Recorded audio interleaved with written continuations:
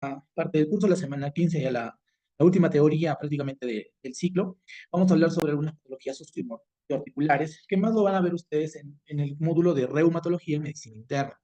Para esto, eh, hay un cuadro, bueno, acá, sobre patologías que generan daño monoarticular, o sea, una articulación y poliarticular, para que puedan, en base a esto, obtener cuáles son los tipos de patología que ustedes puedan tener, que son las inflamatorias y las no inflamatorias.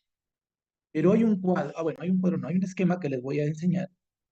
No solamente me ayuda a mí, sino también a los chicos que han estado de repente conmigo el ciclo anterior en mecanismos, recordarán sobre artropatías.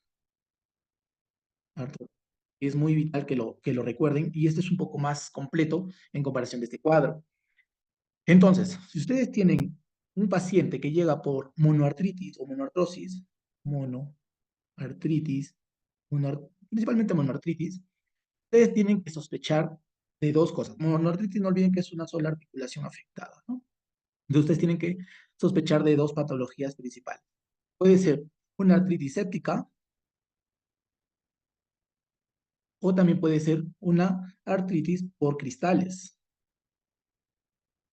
Entonces, les pregunto, agente etiológico más frecuente de una artritis séptica, me parece que ya lo hemos visto. ¿Cuál es?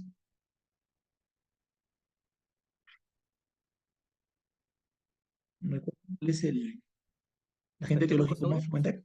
¿Bien? ¿Igual? ¿Quién lo dijo? No, sin miedo. Staphylococcus aureus, más frecuente, ¿ya? Aureus. Si les dicen que en el líquido articular ustedes encuentran diplococos, ¿ya? Si es diplococo lo que encuentran en el líquido articular, sospechen de gonocosis o de gonococo. Es una ITS, realmente. Ahora, de cristales, son dos patologías frecuentes en lesiones articulares por cristales. Uno era la gota y la otra la pseudogota. La pseudogota. La gota, ya saben ustedes, es producido por qué cristal? De urato monosódico, ¿no? Y la pseudogota principalmente es causado por ¿cuál? Pirofosfato. Pirofosfato. ¿Sí? Pirofosfato, ¿ya? El pirofosfato. Eso tienen que recordar. Muy bien, eso es en caso de ser una monoartrosis. ¿Qué sucede si les dicen que están más afectadas más articulaciones? Ya cambia. Y puede ser oligoartrosis o poliartrosis. ¿Cuál es la diferencia? Que la oligoartrosis normalmente afecta entre 2 a 4 tipos de articulaciones o grupos articulares. ¿Recuerdan y esto normalmente también tiene que ver con un gen que está involucrado y que la mayoría de pacientes lo presentan, que es el gen HLA B27. ¿Ya? La mayoría de pacientes cuenta con este tipo de alteraciones genéticas o de susceptibilidad genética. Entonces, la semana pasada, si no me equivoco, también mencionamos que una enfermedad era aguda y crónica, dependiendo del tiempo, ¿no? Pero cuando hablábamos de lesiones articulares, señalábamos cuándo era agudo y cuándo era crónico. ¿Alguien recuerda cuál era el corte en artropatías? ¿Recuerdan? Habíamos señalado que hablamos de un proceso agudo cuando el tiempo de enfermedad es menor de 6 semanas. Y hablamos de crónico cuando el tiempo supera las 6 semanas. En agudo, ustedes van a encontrar también dos enfermedades. La artritis reactiva, ¿sí? La artritis reactiva, y también van a encontrar la artritis enteropática,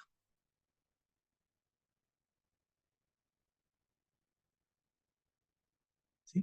La artritis reactiva viene a ser una lesión articular producto de un proceso infeccioso secundario que ocurrió tiempo atrás, unas semanas, 2 semanas, 3 semanas. ¿Ya? Y que luego está generando una lesión articular.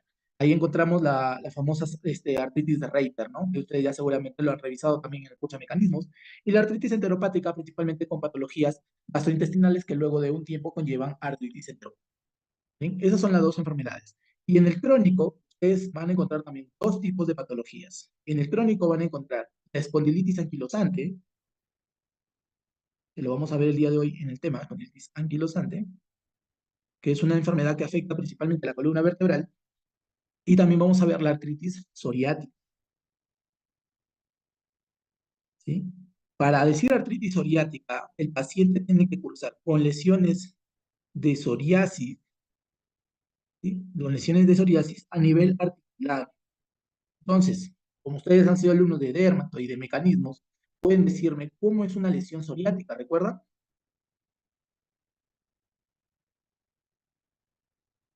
¿Cómo es una lesión psoriática? ¿Recuerdan, chicos? Era una lesión escamativa, plateada, o grisácea, tenía un centro rojizo que generaba, ¿qué cosa? Sangrado. Esa de ahí es la lesión psoriática. Bien. Entonces, si ustedes encuentran ese tipo de lesión y está justo en una articulación y el paciente se queja de dolores articulares, entonces lo más probable es que sea una artritis psoriática. Esto es en oligoartrosis. Ahora, cuando hablamos, vamos a hacerlo con este, de una poliartritis,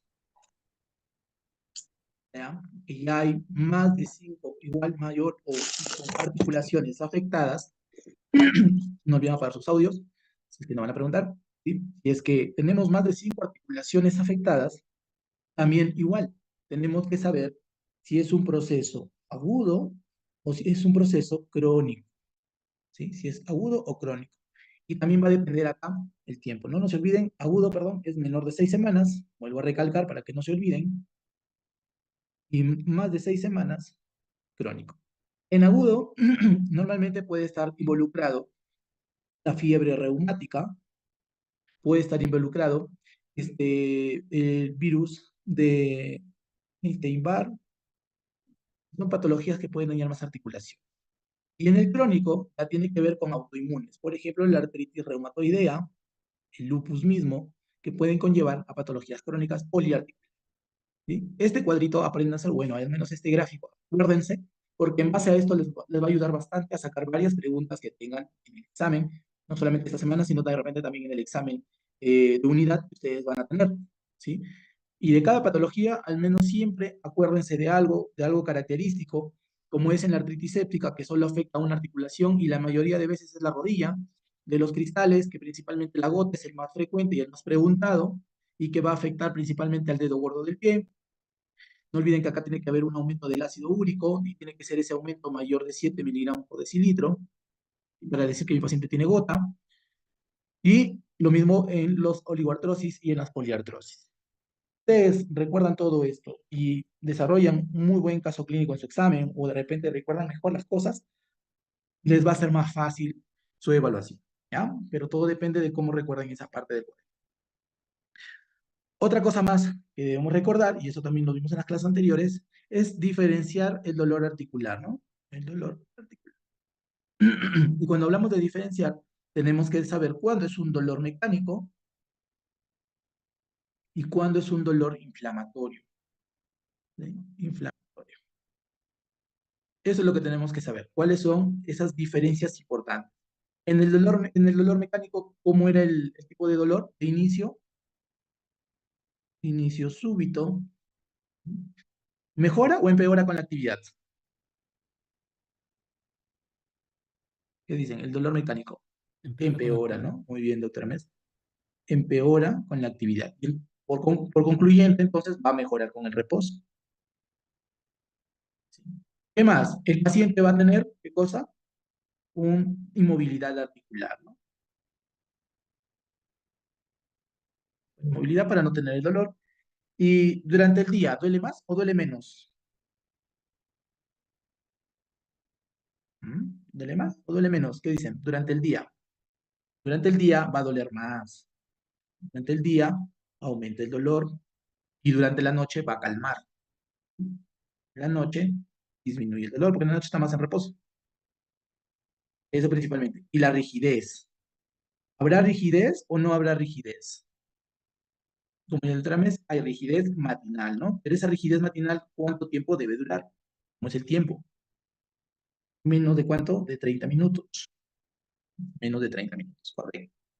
Ahora, cuando hablamos del dolor inflamatorio, el inicio ya no va a ser súbito, va a ser progresivo, insidioso, ¿no? ¿Qué más? ¿Empeora o mejora con la actividad?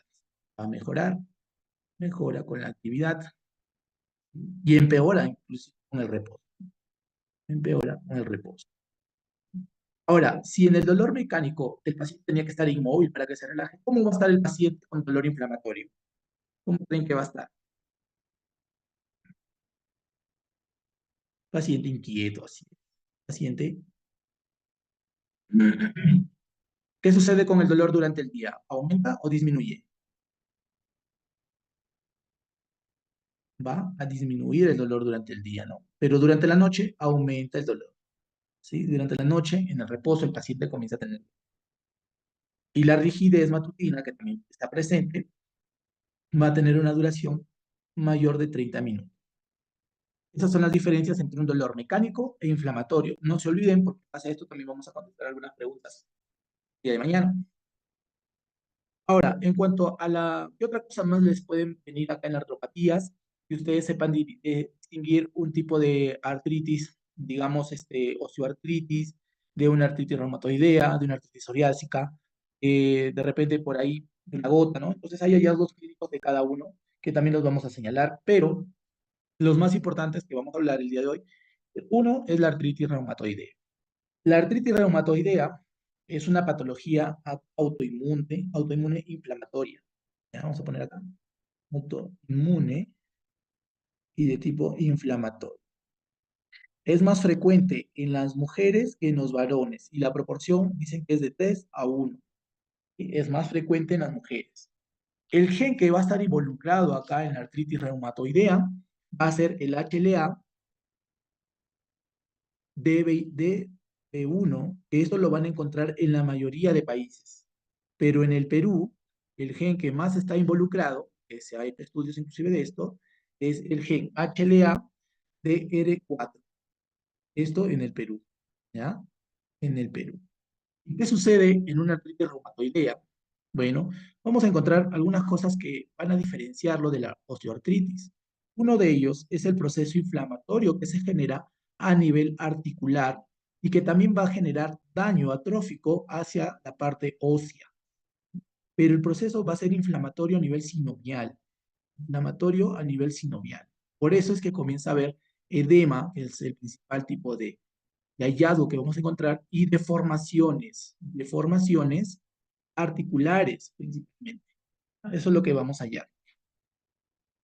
¿Qué hallazgos semiológicos vamos a tener en estos pacientes? Primero, si hacemos la anamnesis, mi paciente me va a referir un dolor articular, obviamente, de tipo inflamatorio. ¿Sí? Tipo inflamatorio, o sea, todo lo que hemos visto en esta parte. ¿Sí? De inicio progresivo, que mejora con la actividad, etcétera, etcétera. Eso es lo que vamos a encontrar haciéndole las preguntas al paciente. ¿Qué otras cosas más podemos encontrar? Antecedentes familiares, de repente por ahí, la mamá, las hermanas también padecieron de esta enfermedad. Y si no es antecedentes familiares de artritis reumatoidea, busquen otras enfermedades reumáticas. Por ejemplo, el lupus, busquen vasculitis, que muchas veces está asociado a lesiones del tejido conectivo que también deben buscar, ¿ya? Entonces, a esos pacientes les va a referir, sí, mi mamá, mi papá, mi tío, perdón, mi mamá, mi tío, mi hermana, por ahí sufren de esto. Es raro que sea un varón, puede haber, porque ya hemos visto que también es también presente en varones, pero la tasa de lógica es más frecuente en mujeres, ¿ya? Pero por ahí les puede enseñar. Ahora, recuerden que en el varón, si es que vaya artritis reumatoidea o cualquier enfermedad reumática, es más peligroso que en la mujer, porque en el varón tiende a complicar tanto que sí te puede inclusive hasta. Tengan bastante cuidado en eso. ¿Qué otra cosa más les va a decir el paciente en anamnesis?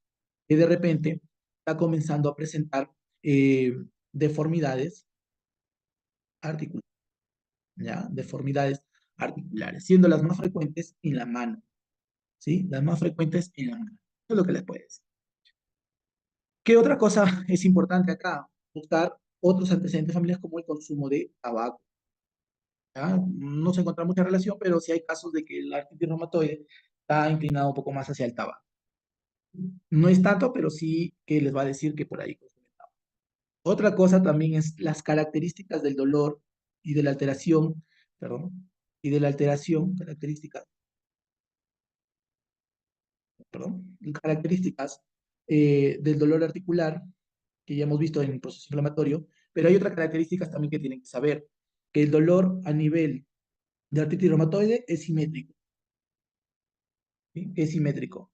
Quiere decir de que le duele, por ejemplo, las interfalángicas de una mano,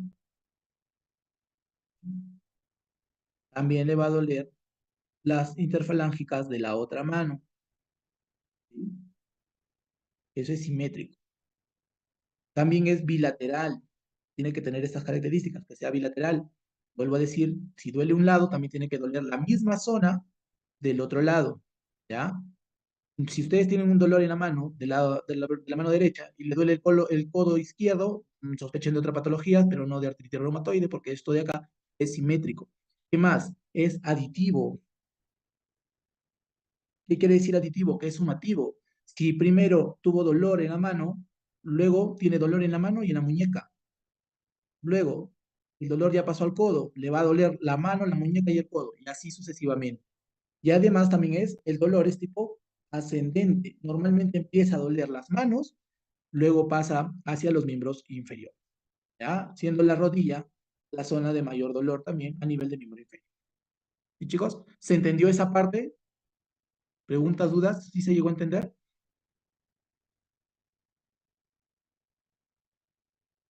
Bien. Entonces, ¿qué voy a encontrar yo en la parte semiológica? Tengo que ir a buscar lesiones en la mano, pues, ¿no? Que son las zonas más afectadas. ¿Qué tipo de lesiones voy a encontrar? Voy a encontrar deformidades de la mano, como se observa en la imagen. Leerlo para que se lo observan. Vamos a encontrar deformaciones, deformaciones articulares. Vamos a encontrar desviación cubital de los dedos, desviación cubital, con sinovitis crónica, o sea, zona inflamada, ¿sí? De la articulación de la mano, de la muñeca en este caso. Pulgar, les dicen pulgar en Z. Miren, la mano que tiene el listón rojo, ¿cómo está la mano? ¿Cómo está el dedo pulgar? Ese tipo de pulgar es el denominado pulgar en Z, porque más o menos da, en esa forma, adquieres casi esa forma en letra Z, ¿no? Luego tenemos sinovitis crónica en las metacarpofalángicas y en las interfalángicas proximales, que son otra de las características, y dos dedos, la forma de dedos que también les pueden preguntar. El dedo en cuello de cisne, como observan en la imagen, principalmente está afectado las articulaciones interfalángicas, tanto la proximal como la intermedia. Y el dedo en ojal, que es una deformación contraria al cuello de cisne, es más o menos hacia abajo, una angulación hacia abajo. Entonces, si nosotros hacemos la imagen, ¿lo ven? ¿Cómo está la angulación acá? Hacia arriba de la deformidad. En cambio, acá en el dedo en ojal está hacia abajo la angulación, ¿no? O sea, más o menos así. Entonces, esto es característico de un paciente con artritis reumatoidea. Si encuentran esto, lo más probable es que tenga esta enfermedad y van descartando la patología. Aparte de esto, también van a encontrar articulaciones inflamadas. Cuando hablamos de articulación inflamada, tenemos que saber las características de la inflamación, ¿no? Los pilares. Son 4 pilares, pero en sí algunos manejan 5. ¿Qué va a haber? Dolor local, va a haber rubor, va a haber dolor, ¿sí? ¿Qué más va a haber? Dolor, rubor, dolor. ¿Qué más había? ¿Recuerdan? Ya el calor por ahí. La verdad, acá le he puesto dolor 2 veces. Dolor, dolor, rubor, calor, la inflamación misma y el edema, ¿no? O el edema y alteraciones funcionales, ¿sí? Como la rigidez, la inmovilidad, carencia de movimiento por no tener dolor. Esas cositas van a tener. Lo tienen que recordar siempre. Entonces, doctores, y para esto ustedes tienen un paciente que sospechan ustedes de una alta tasa de artritis reumatoidea, ¿cuál va a ser mi función como médico? Entonces, tengo que pedirle algunos exámenes. Exámenes que muchas veces cuestan mucho, que el paciente no lo puede hacer, menos en el medio que vivimos, ¿no? No creo que puedan pagar hasta 300, 400 soles por un examen. Pero hay varios exámenes que les va a permitir. A ver cuáles son. Por ejemplo, uno es el genético. ¿Cuál hemos dicho que es el gen involucrado, al menos en el Perú? El HLA-DR4, ¿no? Entonces, este es el estudio un poco más exacto. ¿Tiene esto mi paciente positivo? ¿Tiene lesiones articulares? Estas deformaciones, artritis reumatoide hasta que en un 99%. Doctor, pero este examen cuesta caro. Hay otro examen más barato. ¿Y qué es un antígeno no específico? ¿No? Específico de la artritis reumatoidea. ¿Cuál es? La citrulina. ¿Sí? La citrulina. Este examen de citrulina es un examen un poco más específico para el daño articular, ¿sí? Pero que no es específico en sí para todas las lesiones articulares. Pero se ha encontrado que está muy aumentado en una artritis reumatoide. Este examen es un poco más cómodo, más accesible para el paciente. Entonces, esto le pueden pedir al paciente. Pueden solicitar una radiografía, ¿sí? De articulaciones afectadas, la mano, la rodilla, la cadera o la columna. También pueden solicitar principalmente más que una TAP, una resonancia magnética. Recuerden que la resonancia magnética, aparte de ver bastante y mejor estructuras neuronales, también me permite saber cómo están las partes blandas, si hay un proceso inflamatorio, sinovial, o algo más accesible, una ecografía de partes. Si pedimos un examen hematológico, vamos a pedir PCR y VSG, ¿no? Que son reactantes de fase activa y de fase obviamente, si están muy aumentados, hay un proceso inflamatorio contundente. Entonces, y otro que podemos solicitar también es la evaluación de líquido sinovial. Esos son los exámenes que podríamos pedir a un paciente que sospechamos artritis reumatoide. Ahora, en el líquido sinovial, ¿qué es lo que podría encontrar yo si tengo un paciente que sospecho artritis reumatoidea? ¿Qué es lo que voy a encontrar? ¿Mm? ¿Qué dicen ustedes? A ver, eso también lo hemos mostrado. ¿Cómo estarán los leucocitos? Leucocitos, sí, pero ¿cómo estarán? Aumentados, ¿no? Aumentados. Principalmente los linfocitos, ¿ya? Principalmente los linfocitos van a estar aumentados. Los polimorfos nucleares van a estar disminuidos o no. Porque los linfocitos son los que más prosperan en una patología inflamatoria. Eso es lo que también tienen que ser. Muy bien. Y eso es lo principal en artritis reumatoidea. No se olviden las características del dolor articular, que es inflamatorio, pero también es simétrico, bilateral, aditivo y ascendente y descendente. Ah, bueno, ascendente y descendente. ¿Qué otra cosa más? Hay criterios diagnósticos que nos da la Asociación de Enfermedades Reumáticas, en las cuales yo puedo tener ciertos criterios para poder decir, esto también es artritis real, artritis reumatoidea u otro tipo de patología articular. Otra cosa, factor reumatoideo también por acá. ¿Dónde está? El factor reumatoideo. También está presente en una artritis reumatoidea. Eso también pueden pedir. Es justamente lo que estamos solicitando acá, la Asociación de Enfermedad Articular. Entonces, en este caso, ¿qué me dice? Si hay presencia de al menos una articulación clínicamente inflamada y el puntaje es mayor de 6 en un sistema dividido en 4 grupos, que justamente son estos 4 grupos, entonces yo ya tengo que sospechar de artritis reumatoidea. Entonces, ¿cuál es ese sistema de puntuación? Hay el dolor de una articulación grande, la muñeca, el codo, las rodillas, de 2 a 10 articulaciones grandes, 1 a 3 articulaciones pequeñas afectadas, de 4 a 10 articulaciones o más de 10. Y cada una un puntaje de 0 a 5. En la parte serológica pido factor reumatoideo y también voy a pedir citrulina, ¿no? El anticuerpo contra la proteína de citrulina. Si sale negativo, 0, pues no. No va a haber sospecha de reumatoide. Pero si el factor reumatoideo o el ACA o la citrulina salen positivos, pero con títulos bajos, 2 puntos. Y si ambos tienen sale positivo con títulos altos, puntos. Y la duración, ¿no? Habíamos dicho, más de 6 semanas es para una enfermedad inflamatoria, como en este caso, y eso vale 1 punto. Y además los reactantes de fase aguda, como son el PCR y el BCG, si están anormal o quiere decir elevados, es 1 punto.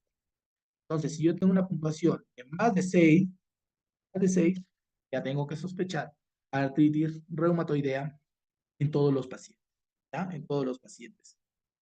Muy bien, un segundito, chicos, a ver qué me dicen. ¿Por qué del 3 se salta al 5 en puntajes de afectación articular? ¿En cuál se refiere, doctor? Se refiere al puntaje.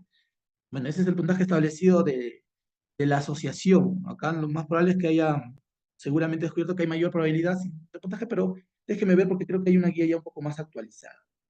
Ahorita lo reviso, ¿ya? Un segundito, chicos, que me están llamando de...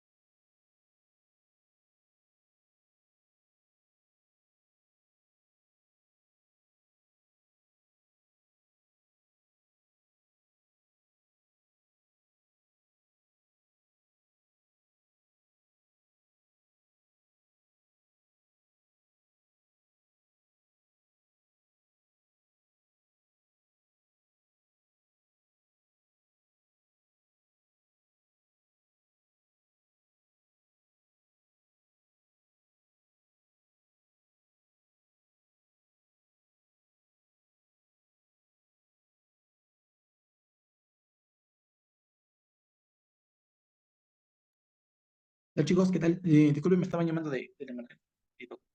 Muy bien, les decía, bueno, en cuanto al puntaje, bueno, es un puntaje establecido por la asociación. Si ustedes buscan por ahí los criterios, se van a dar cuenta que ellos consideran que si hay más de 10 articulaciones afectadas, ya no valdría 4, sino 5 puntos, de repente para darle un poco más de valor a las lesiones articulares que están presentes, ¿ya? Pero eso no quiere decir de que no, que el puntaje, por ejemplo, puede salir un poco más, ¿no? Aparte de esto, también le añade un puntaje extra porque le va a dar una puntuación de 6 para todo el sistema.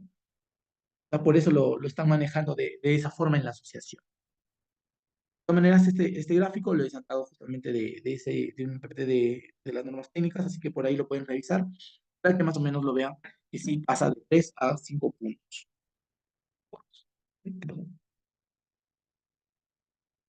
Muy bien. ¿Qué otra cosa más en cuanto a artritis reumatoidea que les pueda servir? Es que aparte de las lesiones articulares, la artritis reumatoidea también puede cursar con lesiones extraarticulares, ¿sí? Principalmente puede cursar con anemia. Con anemia. Vamos a poner acá manifestaciones clínicas, pero extraarticulares, ¿sí? Anemia es una de ellas, principalmente normocítica. ¿Sí? Anemia normocítica, ¿ya? También puede cursar con neutropenia e inclusive con esplenomegalia, ¿sí? Con esplenomegalia, en el curso de la anemia. Normocítica, normocrómica. Esa es una de las características. Otros a nivel cardiovascular también que puedo encontrar pericarditis o miocarditis. Pericarditis principalmente, ¿ya? La mayoría de casos es el más frecuente. Miocarditis por ahí en algunos pacientes. Puedo encontrar vasculitis periférica. ¿Sí? También puedo encontrar neuropatías periféricas, no por lesión neuronal, sino por una reducción del flujo sanguíneo, es decir, una hipoperfusión. También el paciente puede cursar con lesiones trombóticas o algunas lesiones purpúricas puedan tener. Y pregunta de examen con el fenómeno, perdón acá, fenómeno de Raynaud. Con el fenómeno de Raynaud. Entonces, usted tiene un paciente con dolor articular y aparte fenómeno de Raynaud, sospechen también de artritis reumatoidea y que justamente está haciendo una manifestación clínica extraarticular. Esas son las más frecuentes. Otras por ahí puede cursar a nivel pulmonar con pleuritis puede cursar también con derrames pleurales. ¿Sí? Derrames pleurales. También puede cursar con pérdida de peso. Entonces acá vamos a poner constitucionales, la caída en el peso del paciente o de la paciente. También por ahí con fatiga y mialgia. ¿Sí? Son algunas de las manifestaciones clínicas extraarticulares. Las más frecuentes de todas es la anemia en uno, normocítica, pericarditis, fenómeno de Raynaud, derrame pleural y pleuritis, cualquiera de los dos se puede poner, y pérdida de peso. Son las más frecuentes. Y si ustedes tienen todo eso en un paciente, y aparte les dice que tiene factor reumatoideo o citulina positivo, ya artritis reumatoidea como diagnóstico inmediato. Doctores, eso es lo que tienen que recordar en esta parte. ¿Alguna duda, alguna pregunta hasta acá? ¿Todo va bien? ¿Quedó claro?